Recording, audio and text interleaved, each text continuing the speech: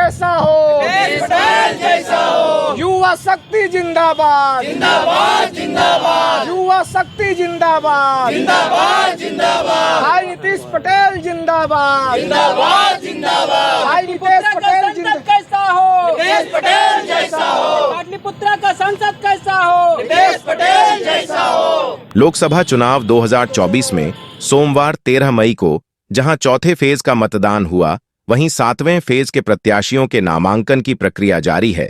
7वें phase में होने वाले लोकसभा चुनाव 2024 में आज पाटलिपुत्र संसदीय क्षेत्र से आदर्श जन कल्याण दल के प्रत्याशी नीतीश पटेल ने भी अपना नामांकन दाखिल किया। नामांकन दाखिल करते समय समर्थकों में काफी उत्साह एवं जोश देखा गया। आइए आपको सुनाते हैं नामांकन के बाद मीडिया से बातचीत करते हुए क्या कुछ कह रहे हैं पाटलिपुत्र लोकसभा के प्रत्याशी नीतीश पटेल। पाटलिपुत्र क्षेत्र से नॉमिनेशन किए हैं, आपका क्या मुद्दा रहेगा और क्या मुद्दा लेकर जाएंगे पटना की जनता के पास?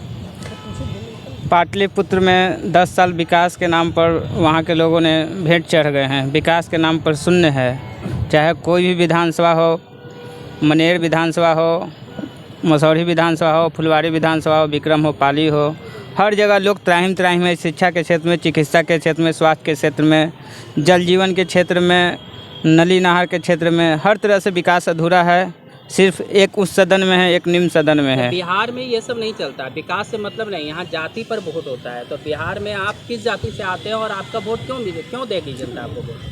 नहीं, वो लोग कहते हैं कि वो धरती किसी और की है। नहीं, मैं कहना चाहता हूँ कि वो पाटलिपुत्र की धरती हमारे पुरखों की धरती है, सम्राट अशोक की धरती रही है, वो धरती पंचम महतो की रही है, वो धरती शहीद राम गोविंद सिंह की धरती रही है, वो शहीद रामानंद सिंह की धरती रही है, वो धरती आर्यभट्ट की धरती रही है। किसी जाति और व्यक्ति विशेष की धरती नहीं है। वहाँ की जनता समझ चुकी है कि जो विकास होना चाहिए था, आज राजधानी के इतना करीब होने के बावजूद भी वहाँ के लोगों के अंदर जो विकास होना चाहिए था, आज शिक्षा ऐसा क्षेत्र जो महिला सशक्तिकरण की बात करते हैं, मसौढ़ी ऐसा विधानसभा क्षेत्र में एक सरकारी महिला कॉलेज नहीं है। मनेर जहाँ विधायक है, सांसद है वहाँ के समाज के लोगों को, लेकिन आज वहाँ के लोग शिक्षा से वंचित है, एक डिग्री कॉलेज नहीं है। बहुत दुर्भाग्य की बात है। आज तक वहाँ रेल परियोजना लंबित पड़ी आ रही है। लोग वादे करते हैं, जब चुनाव आती है, सरगर्मी तेज होती है, उसका सर्वे शुरू होता है, जब चुनाव ख़त्म होता है तो ठंडे बस्ते में पड़ जाते हैं। इसलिए हम युवा हैं, हम लोग के पास एक विजन है। पाटलिपुत्र की वो धरती एक देश के इतिहास के पटल पर एक आदर्श संसद बनाने का हमने संकल्पित लिए हैं। हम चुनाव नहीं लड़ रहे हैं, वहाँ के हर समाज के लोग हमको समर्थन कर रहे हैं। हम कुर्मी समाज से आते हैं, कुर्मी समाज का भी वहाँ आबादी करीब 4 लाख है, कुशवाहा मिला के 5.5 लाख 6 लाख वोट है वहाँ। और हर समाज के लोग दलित पिछड़ा तिपिछड़ा हमें गले लगा रहे हैं, क्योंकि हम युवा हैं, हमारे पास विजन है, हमारी एक नई सोच है।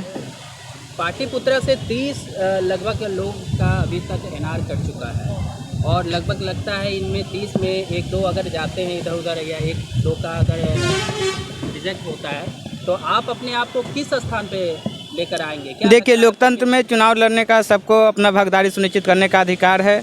जनता की ताकत पे हम चुनाव लड़ रहे हैं, समाज की ताकत पर चुनाव लड़ रहे हैं। समाज ने हर वर्ग के लोग हमें गले लगाने का काम किया है और मैं सुनिश्चित करना चाहता हूं कि इस बार जीत पाटलिपुत्र हमारे जीत का माल हम खुद पहनेंगे। वहां के लोगों ने जो समर्थन दिया है। नीतीश जी, ये बहुत बड़ा क्षेत्र है और इसको कवर करने के लिए आपने क्या मतलब रोड मैप तैयार किया है?